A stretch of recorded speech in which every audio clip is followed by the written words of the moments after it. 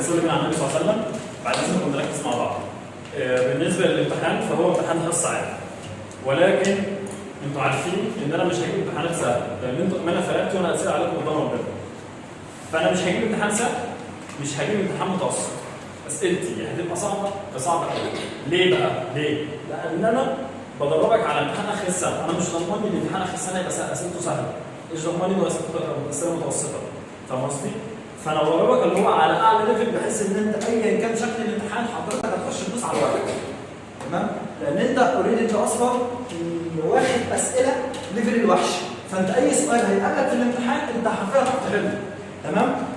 دي النقطه الثانيه. بالنسبه لدرجات الامتحان بتاعتي، فعلى فكره النص في امتحاناتي بتقفيل اخر السنه. تمام؟ لان زي ما قلت لك بحاول ان انا اجيب لك اسئله اصعب من اخر السنه، بحيث ان انت لما تحل عندي فانت تقعد في اللجنه في اخر السنه حاطط رجل عليها. تمام؟ فبالنسبه للدرجات مش عايز حد يزعل من الدرجه، تزعل لو انت يأست وفضلت قاعد في البيت وانت مش هاخد كيمياء تاني. بالعكس انا بتعلم من الغلط بتاعي. تمام؟ انا بغلط بحل غلط علشان اعرف الصح بتاعه، فلما يقابلني سؤال بنفس الفكره هحله، لان انا اوريدي غلطت فيه قبل كده، فقابلني تاني فبالتالي انا حليته صح. الناس تصلي مع النبي صلى الله عليه وسلم. فانت درجتك يا باشا عادي، انت لسه بتقول بسم الله في الثانويه العامه، وانت اصلا يعتبر اول مره تاخد كيمياء مثلا خلصت ثالثه اعدادي.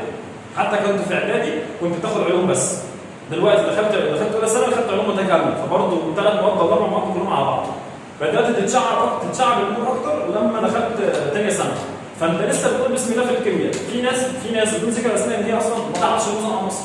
مصنع مصر اللي انت واخدها في 4 ابتدائي او 5 ابتدائي، فانت المفروض تبقى طالع بيها. معايا؟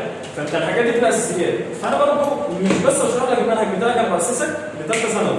يعني انا قلت لك المره اللي فاتت ان انا جايب لك باسسك من اول ما قلنا يا علوم في 4 ابتدائي لغايه ثانيه ثانوي. صح؟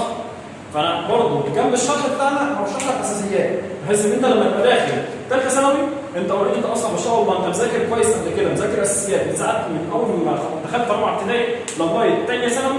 تمام؟ في اجزاء من ثانيه ثانوي هتتعاد اكتر في ثالثه ثانوي.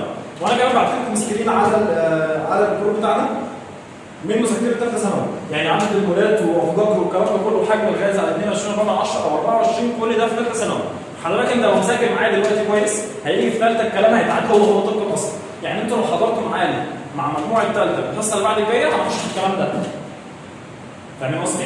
فانت يا تشيل التليفون بعد اذنك، فانت تركز معايا قوي وما تيأس ان انت جبت درجه وحشه. لا انا هقعد بقى في البيت واعيط والكيمياء وانا فاشله وانا ما بحبش الكيمياء وانا الكلام ده كله ما ياكلش عيش. انا دلوقتي بغلط في امتحان المستر عشان اقفل امتحان اخر السنه. تمام؟ خليني فضلت اقفل امتحان المستر والمستر يجيب اسئله سهله.